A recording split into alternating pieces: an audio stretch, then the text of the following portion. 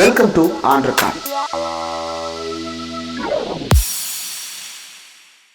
Welcome to on record. இன்றைக்கு நம்மோடு நேர்காணலுக்காக சிறப்பு விருந்தினராக பத்திரிகையாளர் திரு கார்த்திகேயன் அவர்கள் இணைந்திருக்கிறார். அவரோடு பேசலாம். சார் வணக்கம். சார் வணக்கம்.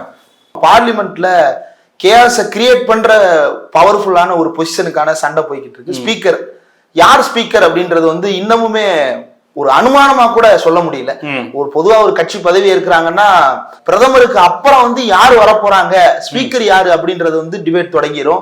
ஒரு 4-5 பேருடைய பெயர்கள் பரிசீலனையில் இருக்கிறதா தகவல் வரும். அதுல 2 பேர் வந்து குரூசியலா இருப்பாங்க. அதுல ஒருத்தர் வந்து யாரை ப்ரையாரிட்டைஸ் பண்றாங்கன்றத பொறுத்து டிசைட் ஆகும். இதெல்லாம் ரொம்ப ஆரோக்கியமா நம்ம பார்த்துட்டு இருந்தது. ஆனா இப்போ வந்து ரொம்ப சைலண்டா யார் ஸ்பீக்கர்ன்றத பத்தி வெளியே தகவலே கசியாம ஒரு மௌனம் நிலவுது. எப்படி பாக்குறீங்க? உண்மைதான். ஆனா நீங்க சொல்றதெல்லாம் வந்து எப்பன்னா 2014-19 இருந்தது. காரணம் வந்து அப்போ 282 சீட் இருந்துச்சு. 2019 303 சீட் இருந்துச்சு. நான் கண்ணை மூடிட்டு இப்படின்னு ஒரு கை காமிச்சாரா அவர் தான் ஸ்பீக்கர். மோடி நினைக்கிறவர் தான் ஸ்பீக்கர். அமித்ஷா நினைச்சாதான் ஸ்பீக்கர். இப்போ அப்படி இல்லை. சுமித்ரா மகாஜனை 2014 கொண்டு வந்த மாதிரியோ இல்ல 2019 ஓம் பிர்லாவை கொண்டு வந்த மாதிரியோ இன்னைக்கு கொண்டு வர முடியாது. இன்னைக்கு வந்து உங்ககிட்ட வெளியே 240 சீட் தான் இருக்குது. 32 சீட்டை கொடுக்கக்கூடியது வந்து இவர் சந்திரபாபு நாயுடு, நிதிஷ்குமார், ஏக்நாத் ஷிண்டே தான். அவங்க எல்லாம் சொன்னா தான் உனக்கு வந்து நீ நாளைக்கு நீங்க வேட்பாளரை நிறுத்தினா கூட அவங்க ஓட்டு போட்டாதான் ஜெயிக்கவே முடியும். 26ஆம் தேதி ஓட்டு வரைக்கும் போகுமான்னு தெரியல. ஏன்னா வந்து இப்ப நமக்கு கிடைக்கப்பெறக்கூடிய செய்தி அரசே வந்து ஒரு கன்சென்சஸ் கேண்டிடேட்டை நிறுத்தலாம் அப்படின்றதுதான் சொல்வதாக அவர்கள் பரிசீலிப்பதாக ஒரு தகவல். அவர்கள் வந்து 2 பேர்கள் வந்து பிரபலமா பேசப்படுது. ஒன்னு வந்து ஆந்திராவில இருந்து புரந்தீஸ்வரி அவர்கள் மாநில தலைவர், ஒரு சந்திரபாபு நாயுடு சிஸ்டர்ல. ஸோ அந்த விதத்தில் சந்திரபாபு நாயுடுவையும் வந்து கொஞ்சம் பேலன்ஸ் பண்ண மாதிரி இருக்கும். பாஜகவுக்கும் அங்கு பெரிய வெற்றியை ஈட்டி தந்த ஒரு முக்கியமான மாநிலம். அவர்களுக்கு வரலைனாலும் சந்திரபாபு நாயுடு கிடைத்தாலும் என்டிஏக்கு பெரிய வெற்றி கொடுத்த மாநிலம். அவர்கள் பெரிதாக வளர்றதுக்கு வந்து எத்தனைச்சிட்டு இருக்க ஒரு மாநிலம். அங்கே இருக்கக்கூடிய ஒருத்தருக்கு வந்து முக்கியமான பொறுப்பு கொடுக்கலான்னு வந்து ஒரு அவங்களுக்கு ஒரு எண்ணம் இருக்கு. இன்னொரு பேர் வந்து சந்திரஹரி மஹ்தாப்னு நினைக்கிறேன். அவர் வந்து இங்கே ஒடிசாவை சேர்ந்தவர். அவர் முன்னாள் நவீன் பட்நாயக்கோட கேபினெட்ல அமைச்சராக இருந்தவர். அவர் விட்டுட்டு பிஜேபிக்கு வந்து சேர்ந்து இப்போ எம்பி எலெக்ட் ஆயிருக்காரு. அவருக்கு ஏன்னா அங்கே ஆட்சி வேற அமைக்கிறாங்க, முதல் முறையாக ஆட்சியை கைப்பற்றி இருக்காங்க. பாஜகவுடைய வளர்ச்சிக்கு அங்கே இருக்கக்கூடிய ஒருவருக்கு வந்து இது போன்ற ஒரு முக்கிய பதவி கொடுத்தால் வந்து அவருக்கு வந்து வசதியா இருக்கும் அப்படின்னு சொல்லி அந்த எண்ணமும் இருக்கு. இவங்க 2 பேரோட பேர் வந்து பேசப்படுது. இன்னொரு பார்வை வந்து ஒருவேளை ஓம் பிர்லாவுக்கே மீண்டும் கொடுத்தாலும் கொடுக்கப்படலாம் அப்படின்ற ஒரு பார்வையும் இருக்கு. அப்பதான் ஈஸியா சஸ்பென்ஷன் போட்டு மெஜாரிட்டிக்கு 146 பேரை சஸ்பெண்ட் பண்ணிடலான்னு பாக்குறாங்களா தெரியல. ஆனால் இந்த போன்ற விஷயங்கள் பேசப்படுது. பட் பொதுவாக வந்து பாஜகவிற்கு எண்ணிக்கையில் இல்லாதனால அவர்கள் எப்படியாவது ஒரு ஒத்திசைவுக்கு வந்து ஆப்போசிஷனும் எது ஆதரவோட ஒரே நபரை வந்து போட்டு வந்து ஸ்பீக்கர் ஆக்கிடலாம் அப்படின்ற ஒரு பார்வை இருக்கு. ஆனால் அது போன்ற ஒரு சூழ்நிலை வந்தால் மரபுப்படி என்னன்னு பாத்தீங்கன்னா அந்த துணை சபாநாயகர் பதவியை அந்த மாதிரி சூழ்நிலைகள்ல வந்து எதிர்கட்சிகளுக்கு கொடுப்பாங்க. அதுதான் வந்து மரபா நம்ம பார்த்துருக்கோம். 2004 பார்த்தோம், 2009 2004 யூபிஏ கவர்மெண்ட் மெஜாரிட்டியில் இருந்தபோதும் சரி, அதாவது கூட்டணி ஆட்சி கோலிஷன் கவர்மெண்ட். 2009 சரி அவர்கள் கூட்டணி ஸ்பீக்கர் இருந்த போதும் கூட எதிர்கட்சி துணை சபாநாயகராக அப்ப இருந்த பாஜகவை சேர்ந்தவர்களுக்கு தான் கொடுத்தாங்க 2 பேருக்கு, 2004 2009. ஆனால் 2014 பெரிய மெஜாரிட்டியில் ஆட்சிக்கு வந்ததுக்கு அப்புறம் மோடி அதை செய்யலை.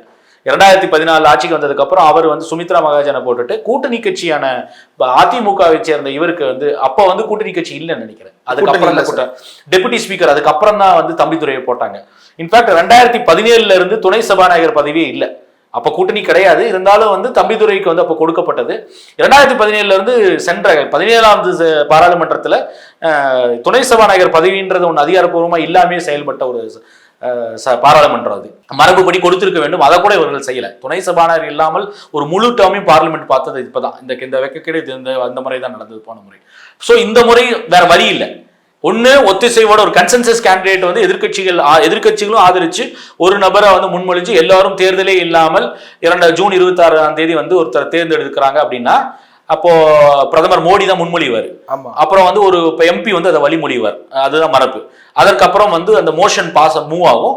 அப்புறம் வந்து எல்லாரும் லெட்டரின் அடிப்படையில் வந்து அந்த மோஷன் அவர் மூவ் பண்ணுவார். அந்த மோஷனை அதை வழிமொழிகிறது வந்து ஒரு எம்பி பண்ணுவார். அதற்கப்புறம் லெட்டரின் அடிப்படையில் அவர் தேர்ந்தெடுக்கப்பட்டுவார். அப்புறம் அவர் செயல்பட தொடங்கிடுவார். பதவியேற்பு நடக்கும்.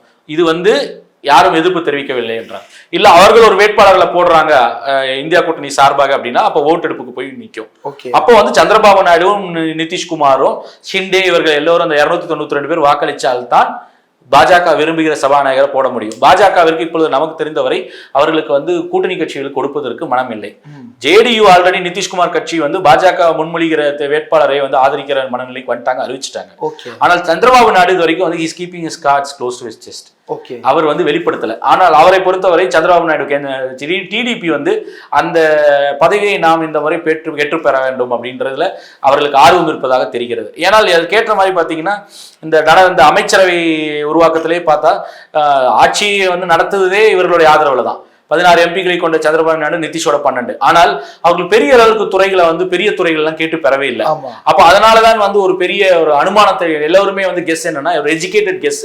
ஸோ வந்து இதுவரை எல்லாரும் ஒரு பெரிய துறைகளை பெறாதனால சபாநாயகர் பதவியில வந்து இவர்கள் குறி வைக்கிறாங்க அப்படின்ற வந்து ஒரு பொதுவான பார்வை இருந்துச்சு. அதே போல டிடிபியில் இருக்கக்கூடிய தலைவர்கள் அதிகாரப்பூர்வமாக இல்லைனாலும் செய்தி ஊடகங்கள் வழியாக பிளான் பண்ற செய்தி என்னன்னா அவர்களுக்கு அது மீது ஆசை இருக்கிறது அப்படின்னு.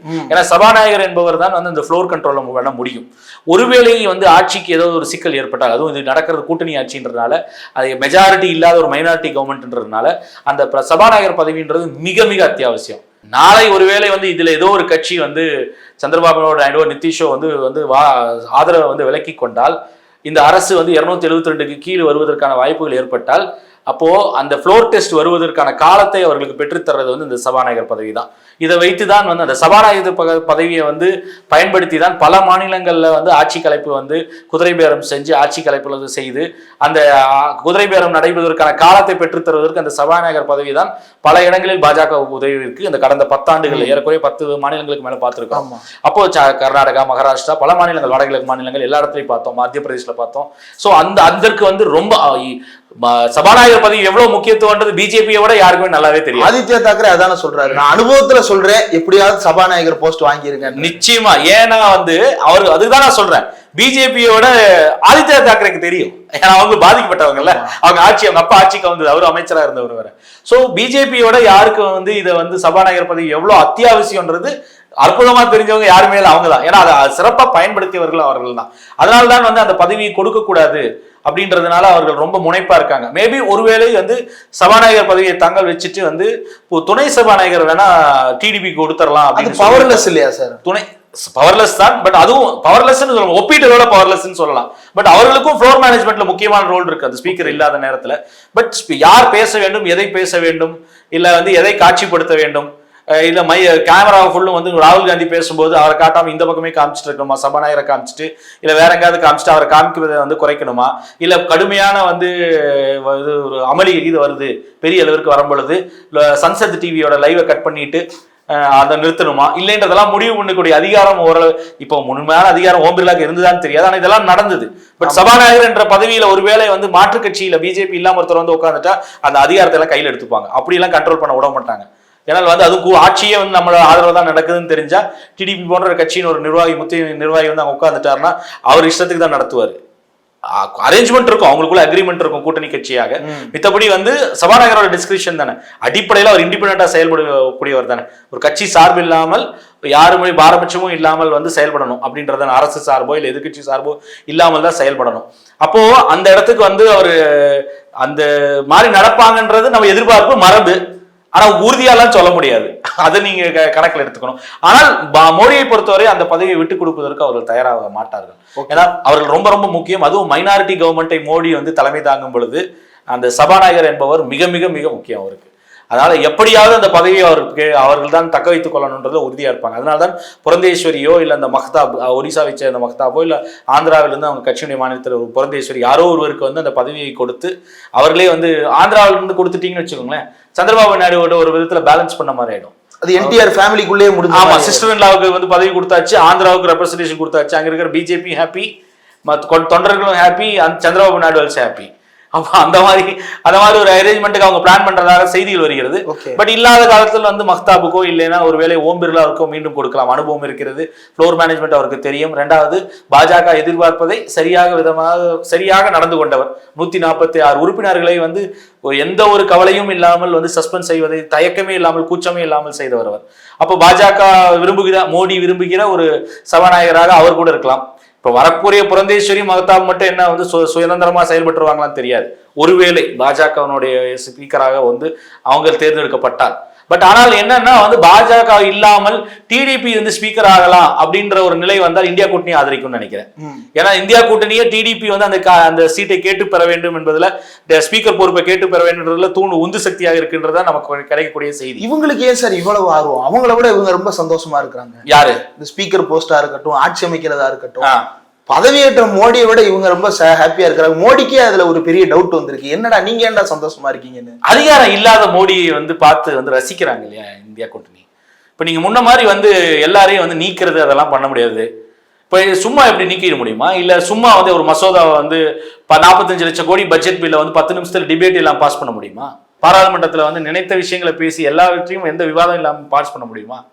அவர்களுக்கு ஒரு கூட்டு பொறுப்பு இருக்குல்ல. சரி, நீங்க அடிப்படையில் இன்னொரு விஷயம், சந்திரபாபு நாயுடு நிதிஷ்குமாரும் அவர்கள் ஏதோ நாளையிலிருந்து வந்து எதிர்கட்சிகளை காக்க வந்தவர்கள், ஜனநாயகத்தை மட்டும் காக்க வந்தவர்கள், இந்திய அரசியலமைப்பு சட்டத்துடைய மாண்பை பாதுகாப்பதற்காக மோடியினுடைய அவரை வந்து உலுக்கிடுவாங்க அப்படின்லாம் வந்து எதிர்பார்க்காதீங்க. அவர்களுக்கும் கூட்டணியில பல்வேறு கம்பல்ஷன்ஸ் இருக்கு. ஆனால் குறைந்தபட்சம் அவர்களுக்கு என்னன்னா ஒரு பொலிட்டிக்கல் லைபிலிட்டி இருக்குது. இந்த அரசு எந்தெந்த தவறுகளை செய்தாலும் அந்த கூட்டு பொறுப்புன்றது, அந்த லைபிலிட்டி சந்திரபாபு நாயுடுக்கும் நிதிஷ்க்கும் வரும். அது அவங்க மனசாட்சியை உறுத்துவோ இல்லையோ, நாளைக்கு ஓட்டு கேட்க போகும்போது இல்ல மக்கள் பார்வையில அந்த ஆட்சிக்கு வரக்கூடிய கெட்ட பேருன்றது இவங்களுக்கும் சேர்த்தே தான் வரும். அப்ப சிறுபான்மையினர் பிரச்சனையாகட்டும், இல்ல ஜனநாயகத்தை விரோத சக்தி பிரச்சனைகளாகட்டும், இல்ல ஏன் இதே ஒரு கூட்டணி ஆட்சி இருந்திருந்தால் வந்து ஒரு விவசாயிகள் பெருமக்கள், வேளாண் பெருமக்கள் செத்துட்டு ஒரு வருஷம் ஆர்ப்பாட்டம் பண்ணும்போது அவர்கள் மீது தண்ணீரை பீச்சடிக்கிறது, இல்லைன்னா வந்து ஆணிகளை போட்டு டிராக்டர்கள் வர முடியாமல் தடுக்கிறது, இதெல்லாம் ஒரு கூட்டணி ஆட்சி இருக்கும்போது ஒரு கூட்டணி தலைவர் வந்து ஒப்புக்கொள்வாரா? மாட்டார்ல. இப்பவே வந்து நாராயண லோகேஷ் என்ன கருத்துக்களை பேசுறாரு, சிறுபான்மையினரோட இடஒதுக்கீடை பத்தி பேசுறாரு, நிதிஷ்குமார் சில விஷயங்களை பத்தி பேசக்கூடிய கருத்தாகட்டும், அவர் கட்சியிலிருந்து போறவர் பேசுறதாகட்டும், இதெல்லாம் வந்து அவங்களுக்கு வேற மாற்று கருத்து இருக்கும். அது என்னன்னா ஒரு என்டிஏல ஒரு கூட்டணி அரசியல் இருக்கும்போது ஒரு அரசினுடைய ஒரு கொள்கையில வந்து மாற்று கருத்து எதிரொலிக்கும் பொழுது அவர்களும் வந்து ஆளை விட்டு பேசுவாங்க. நேரடியா வந்து சந்திரபாபு நாயுடு திட்ட மாட்டாங்க. கட்சியில் இருக்கக்கூடிய எம்பியை விட்டு ரொம்ப அவுட்லாண்டிஷா ஏதாவது வந்து பெரிய விஷயங்களை வந்து கிளைம் பண்ண வைப்பாங்க, இல்லைன்னா வந்து ஏதாவது திட்ட விடுவாங்க. அதுக்கப்புறம் இங்க மாதிரி இப்படி எல்லாம் பேசக்கூடாது, மிரட்டல், இந்த டிராமாலாம் நடக்கும். அதெல்லாம் நடக்கதான் செய்யும். ஆனால் குறைந்தபட்சம் அந்த பேச்சுக்கள் எழும்பொழுது பொலிட்டிக்கல் ஆப்டிக்ஸ்னு ஒன்று இருக்குல்ல, மக்கள் மன்றத்துல வந்து அந்த ஊடகத்துல வந்து அந்த பார்க்கும் பொழுது கூட்டணி கட்சியாக இந்த விஷயத்தை வந்து ஒரு இதை ஆதரிக்கிறதுக்கு நமக்கு வந்து எந்த தார்மீக வந்து உறுப்புணர்வு இருக்கா இல்லையான்றத அந்த கூட்டணி கட்சியில் தங்கள் கேள்வி அவங்களுக்கு கேட்டுப்பாங்க.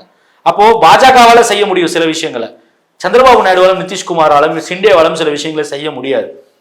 அந்த ஏற்கனவே ஜேடிஎஸ் குமாரசாமி எதுக்கு குஜராத்தில் இருக்கிற கம்பெனிக்கு மட்டும் அவ்வளவு சலுகை கொடுத்துட்டு வந்து ஒரு வெளிநாட்டு நிறுவனத்தை கூட்டு வர்றீங்க அப்படின்னு சொல்லி ஏற்கனவே கேட்க ஆரம்பிச்சிட்டாரு. கர்நாடகாக்கெல்லாம் அங்க எதுக்குடா போகுது அப்படின்னு. அப்ப இந்த மாதிரி குரல்கள் வந்து அப்பப்போ ஒழிச்சுக்கிட்டே இருக்கும். சாதாரண விஷயங்களுக்கு இந்த குரல்கள் வரும் பொழுது அதிமுக்கியத்துவம் வாய்ந்த பிரச்சனைகளுக்கு இன்னும் இந்த மாதிரி குரல்கள் வரும். அப்போ இதெல்லாம் உணர்ந்துதான் வந்து நீங்க எல்லா விஷயத்தையும் மேம்போக்கா வந்து பண்ணிட முடியாது. 1-2ல இருந்த மாதிரி 2004ல இருந்து 24ல இருந்த மாதிரி மோடி இருக்க முடியாது. அவருக்கு செக்ஸ் அண்ட் பேலன்சஸ் இப்ப இருக்கு. அப்போ அதுல கூடுதல் செக்ஸ் அண்ட் பேலன்சஸ் தேவை. அப்ப இதெல்லாம் பார்த்துதான் வந்து இந்தியா கூட்டணி சந்தோஷப்படுது. இந்த மாதிரி எல்லாம் பண்ண முடியாது. நான் விமர்சிக்கிறதுக்கு முன்னாடி குமாரசாமி விமர்சிக்கிறாரு, சிறுபான்மையினர் இடஒதுக்கீடு வந்து இந்தியா கூட்டணி பேசுற மாதிரி நரலோகேஷ் பேசுறாரு. அப்ப இந்த விஷயங்கள்லாம் வந்து பார்க்கும்போது எதிர்கட்சி பேச வேண்டிய விஷயங்களை கூட்டணியா கூட இருந்து கொண்டு ஒருத்தர் வந்து பேசுறது வந்து இந்த தார்ன் இன் தி ஃப்ளஷ்னு சொல்லுவாங்க இல்லையா, ஒரு நெருடலாக இருந்துட்டே இருக்கும் மோடிக்கு. அது ஒரு பெரிய தலைவலி. வாஜ்பாய் எப்படி கூட்டணி ஆட்சியை நடத்தினாரோ அதே மாதிரி இவரு கூட்டணி ஆட்சி தான் நடத்த முடியும். அப்போ அந்த விஷயங்கள் இருக்குல்ல. அப்ப நாளைக்கு 146 பேர் இன்னைக்கு வந்து நாளைக்கு சஸ்பெண்ட் பண்ணணும்னா கூட்டணி கட்சியான சந்திரபாபு நாயுடு ஒத்துக்குவாரா? டிடிபி ஒத்துக்குமா? இல்ல நிதிஷ்குமார் வந்து எல்லாரும் இருந்தா அவங்களும் நிறைய நண்பர்கள் இருக்காங்க, 146 பேரை சஸ்பெண்ட் பண்ணிட்டு நான் பாராளுமன்றத்தை நடத்த போறேன், மசோதாக்களை ஒப்புதல் தர போறேன், பட்ஜெட் பில்லுக்கு 45 லட்சம் கோடி பில்லுக்கு வந்து 10 நிமிஷத்துல டிஸ்கஷனே இல்லாம பாஸ் பண்ண போறேன், அப்ரிகேஷன் ஆஃப் ஆர்டிகல் 370 வந்து அஜெண்டால திடீர்னு மதியம் சேர்த்திட்டு சாயங்காலத்துக்குள்ள பாஸ் பண்ண போறேன்னா வந்து கூட்டணி கட்சி ஒத்துக்குமா? இதெல்லாம் வந்து எதிர்கட்சிகள் அன்று எதிர்த்தாலும் அது வந்து ஊடக வெளிச்சத்துக்கு வரல, இல்லைன்னா வந்து மக்கள் வெளிச்சத்துக்கு போய் சேரல. இன்னைக்கு கூட்டணி கட்சிகளுக்கே அந்த நிர்பந்தங்கள் இருக்கு, அவங்க பேசுவாங்க. அப்ப இதெல்லாம் பார்த்தா அவங்க ரசிக்கிறாங்க. அப்ப இவங்க தான் வந்துட்டு நீ வந்து ஸ்பீக்கர் வாங்கிக்கப்பா, இல்லைன்னா வந்து பாரு உன்னோட ஆளே கையில எடுத்துட்டு குதிரை பேரத்தை உங்க ஆளையே தூக்கிட்டு அதுக்கப்புறம் அவங்க ஆட்சியை நிர்வகிக்குவாங்க. வாய்ப்புகள் இருக்கு. ஏன்னா கூட்டணி கட்சியிலேயே முதுகுல குத்துன இதுவே சரித்திரம் வந்து இருக்கு நம்ம நாட்டுல. அது சமீப கால சரித்திரங்கள் நிறைய இருக்கு. அப்போ அந்த மாதிரி ஒரு சூழல்ல நீங்க வந்து திடீர்னு போயிட்டு வந்து சந்திரபாபு அவங்களுக்கு வந்து தெரியும் சந்திரபாபு நாயுடுவும் நிதிஷ்குமாரையும் குறைச்சாடப்படக்கூடாது. ஞாபகம் வச்சுங்க, மோடி வந்து பொலிட்டிக்கல் லைம் லைட்டுக்கு வர்றதுக்கு முன்னாடியே அவர் முதலமைச்சராக இருக்க முன்னாடியே வந்து தேசிய அளவில் 3வது அணியை கட்டமைச்சு ஒரு ஆட்சி உருவாவதற்கு முக்கியமான காரணமா இருந்தவர் வந்து சந்திரபாபு நாயுடு. அதனால நீங்க வந்து இவர் மோடியினுடைய கேம் பிளான் எல்லாம் வந்து நல்லா தெரிஞ்சவங்க 2 பேருமே. அதே போல 2 பேரும் எந்த நேரம் எங்க வேணாலும் சாயறதுக்கான ஆர்வமும் சரித்திரமும் உள்ளவர்கள். அப்ப அதனால வந்து அவ்வளவு குறைச்சு இடம் போடக்கூடாது. அதனால இந்தியா கூட்டணி சொல்லினாலும் அதோட முக்கியத்துவம் வந்து சந்திரபாபு நாயுடுக்கு நல்லாவே தெரியும், நிதிஷ்கும் தெரியும். அதனாலதான் வந்து இந்தியா கூட்டணி அதை பயன்படுத்திக்கிறாங்க. எரியுதல் கொல்லியில கொஞ்சம் எண்ணெய் ஊற்ற வேண்டியதுதான், வேற என்ன, அதாவது பயன்படுத்திக்கிறாங்க. அவர்களுக்கு என்னன்னா இதுல பிரஷர் போடுவதன் மூலமாக ஒன்று சந்திரபாபு நாயுடு கிடைக்கும், அப்படி இல்லைனாலும் குறைந்தபட்ச துணை சபாநாயகர் பொறுப்பாது வந்து எதிர்கட்சி கிடைக்கிறது அந்த தேவைப்படும். ஆனால் வந்து இந்த 2யுமே அவர்களுக்கு கொடுக்காமல் நிறுத்த பார்ப்பாங்க. ஓகே, அப்ப அதற்கான யூகத்தை தான் வந்து அதுல கன்வின்ஸ் பண்றதுலாம் என்னன்னா, ராஜ்நாத் சிங் வீட்டில் நேற்று கூட்டம் நடக்குது. இந்த 24 வந்து அவர்களுக்கு பதவி பிரமாணம் செய்து வைக்கணும். அப்ப இருக்கிறதுலே மூத்த உறுப்பினர் யாரோ அவர் தான் பதவி பிரமாணம் செஞ்சு வைப்பார். கொடுக்குனில் சுரேஷ்னு மாவேலிக்கரால இருந்து தேர்ந்தெடுக்கப்பட்டிருக்காரு. அவர் தான் 8 முறை எம்பியா இருந்தவர். இந்த 18வது பாராளுமன்றத்தில் சீனியர் மோஸ்ட் எம்பி வந்து கேரளாவில் இருந்த கே சுரேஷ் தான். அப்ப அவர் தான் வந்து வர 24ஆம் தேதி எல்லா எம்பிக்களும் பதவி பிரமாணம் செஞ்சு வைப்பார். அப்போ அதை செஞ்சு வச்சதுக்கு அப்புறம் இந்த தேர்தல் நடக்க இருக்கும். அப்போ இது யார் என்ன பண்றது அப்படின்றதுக்கான டிஸ்கஷன் வந்து ஏற்கனவே வந்து இங்க ராஜ்நாத் சிங் அவர் வீட்டில் நடந்துச்சு. இப்போ பிரதமர் பதவிக்காக தேர்ந்தெடுக்கப்பட்டு இலாக்கால ஒதுக்கப்பட்டதுமே பாராளுமன்ற விவகாரத்துறை அமைச்சர் வந்து கிரண் ரிஜிஜு போய் மல்லிகார்ஜுன கார்கே சந்திச்சார். ஆனா அவர் கேட்டதற்கு வந்து நாங்கள் வந்து இந்த கன்சென்சஸ் கேண்டிடேட் பத்தி பேசலன்ற விஷயத்த சொன்னாங்க. ஆனால் நிச்சயமாக வேற எதுவும் அவர்களுக்கு இடையில வந்து பேசுவதற்கு வேற முக்கிய அரசியல் எதுவும் இருந்திருக்க முடியாது. அவங்க போய் எங்க வீட்டுல என்ன சமைச்சிங்க நேற்று, எங்க வீட்டுல இது நான் சொல்ல போறேன், அது கிடையாது. அப்போ அவர் இது எதிர்கட்சியிலையும் அணுகி பார்க்கலாம். எங்க கொண்டு வந்திருக்கு பாத்தீங்களா, 272 சீட் இல்லாது கார்கே வீட்டுக்கு வந்து கிரண் ரிஜிஜுவை கொண்டு போய் நிறுத்தி வச்சிருக்கு. நிறுத்தி வைக்கல, அனுப்பி விட்டுருக்காரு மோடி. அப்போ அந்த நிலைக்கு போயிருக்கு. கார்கேவே இப்படித்தான் அணுகி ஆகணும். ஒருவேளை பாசிபிலிட்டி இருக்கா, கன்சென்சஸ் கேண்டிடேட் நம்மகிட்ட நம்பர் இல்லை, அவங்களையும் கேளு, ஏதாவது அக்ரிமெண்ட்டை போட்டுக்குவோம், போட்டு வந்து நம்மளே ஒரு கேண்டிடேட் சொல்றோம், அவங்களை ஏத்துக்க சொல்லு, அவங்களுக்கு ஒரு கேண்டிடேட் வேணா கொடுத்துடலாம் ஒரு டெப்டி ஸ்பீக்கருக்கு கேட்க வாய்ப்பு இருக்கு. ஆனால் கொடுப்பார்கள் என்ற நம்பிக்கை எனக்கு இல்லை. ஒரு முயற்சி எடுத்து பார்த்திருப்பாங்க. ஏன்னால் எண்ணிக்கையில என்டிஏக்கு வந்து அவர்கள் 292 இருக்கு. அவர்கள் வந்து இவர்கள் எல்லோருமே அந்த 292 பேர் வாக்களிக்கும் போது நிச்சயமாக பிஜேபி அல்லது பிஜேபியோ இல்லது என்டிஏ ஸ்பீக்கர் இருப்பார். பிஜேபி விரும்புகிற ஸ்பீக்கரா இல்லையான்னு தெரியாது, என்டிஏ ஸ்பீக்கரால அவர்கள் நிச்சயமாக பெற முடியும். என்டிஏ ஸ்பீக்கர் பெறுவதை வந்து இந்தியா கூட்டணியால் தடுக்க முடியாது. வேண்டும் என்றால் இந்தியா கூட்டணி வந்து சந்திரபாபு நாயுடுவோட கட்சியின் ஒரு கேண்டிடேட்டா வந்து ஸ்பீக்கர் வந்தால் அவர்கள் ஒப்புக்கொண்டு வந்து ஒத்திசைவு கொடுத்து கன்சென்சஸ் கேண்டிடேட்டா அவங்களே ஒப்புக்கொள்ளலாம்.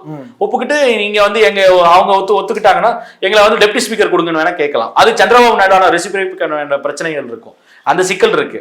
ஆனால் அது நடக்குமா தெரியாது. குறைந்தபட்சம் என்டிஏ ஸ்பீக்கரா இருந்தால் எதிர்கட்சியில் இந்தியா கூட்டணி ஆதரிக்கிறதுக்கு வாய்ப்பு இருக்கு. இல்லைன்னா குறைந்தபட்சம் போட்டி வேட்பாளரை போட மாட்டாங்க. அப்போ அது ஏறக்குறைய கன்சென்சஸ் கேண்டிடேட்டாக போய் முடியும். பட் ஆனா டெப்டி ஸ்பீக்கர் கொடுப்பதற்கு இந்தியா கூட்டணி கொடுப்பதற்கு வந்து மோடிக்கு வந்து ஆர்வம் வருமா, அந்த அளவுக்கு ஜனநாயகத்தன்மை அவருக்கு அந்த 240 சீட் கொடுத்துருச்சு, ஆல்ரெடி உள்ள கொண்டு வந்து அந்த எண்ணங்களை விதைச்சிருச்சான்னு தெரியல, அந்த சந்தேகம் இருக்கு. சோ அதற்கு இந்த வாய்ப்பை பயன்படுத்திக்கிறாங்க. அவர்களுக்கு நிச்சயமாக தெரியுது இந்தியா கூட்டணிக்கு சந்திரபாபு நாயுடுக்கும் மோடிக்கும் வந்து இந்த சபாநாயகர் தேர்வில் ஒரு தேர் not on the same page, ஏதோ ஒரு சின்ன ஒரு கருத்து வேறுபாடு இருக்குன்னு தெரியும். பெரிய பூதாகரமா ஆகுமான்னு இதுவரைக்கும் நமக்கு தெரியாது. ஆனால் இதை பயன்படுத்திக் கொள்ளலாம்னு நினைக்கிறாங்க இந்தியா கூட்டணி. ஏன்னா ஏற்கனவே ராகுல் காந்தி சொல்றாரு இந்த கட்சியில் அதுல இருக்க 2 பேர் எங்கள்கிட்ட ஆல்ரெடி பேசுறாங்கன்றாரு, இந்த கூட்டணி எத்தனை நாள் நினைக்கும் தெரியாதுன்றாங்க. மம்தா பானர்ஜி அதான் சொல்றாங்க, இந்த எப்ப பார்த்தாலும் இந்த ஜூவை கொடுக்குற மாதிரி எப்ப பார்த்தாலும் ஏதாவது ஆட்சி கவுந்துருன்னு சொல்லிட்டே இருக்கும் பொழுது அப்ப அந்த கூட்டணி கட்சியில அனுசரிச்சு போக வேண்டிய நிர்பந்தம் வந்து அதிகமாக ஏற்படுது. ஒன்று அவங்க அனுசரிச்சு போகணும், இன்னொன்னு இந்தியா கூட்டணியில் இருக்கக்கூடிய யாரோ ஒருத்தரை அனுசரணையா கூப்பிடுவதற்கான முயற்சிகளையும் அவங்க மேற்கொள்வாங்க பிஜேபி. பிஜேபி வந்து 292 கூடாது, நிச்சயமாக இந்தியா கூட்டணியில் இருக்கக்கூடிய ஏதோ ஒரு பெரிய கட்சி, ஒரு கணிசமான எண்ணிக்கை உள்ள கட்சி யாரையும் ஈர்ப்பதற்கான முயற்சிகளில் ஈடுபடுவாங்க. அப்போ அதுக்கான வாய்ப்பு இருக்கு. ஆனா பட் பிரிவு ஏற்படுமா இந்தியா கூட்டணியில இப்போதைக்குன்றது எனக்கு தெரியல. அது ஏன்னா அரசியல் சூழல்கள் அதுக்கு இடம் கொடுக்குற மாதிரி தெரியல. பட் குறைஞ்சது வந்து இவர்கள் வாய்ப்பை பயன்படுத்திப்பாங்க இந்தியா கூட்டணி. அதுதான். நிறைய விஷயங்கள் பகிர்ந்துட்டீங்க சார். இவ்வளவு நேரம் ஒதுக்கி இந்த நேர்காணல் தந்ததற்கு மிக்க நன்றி. நன்றி.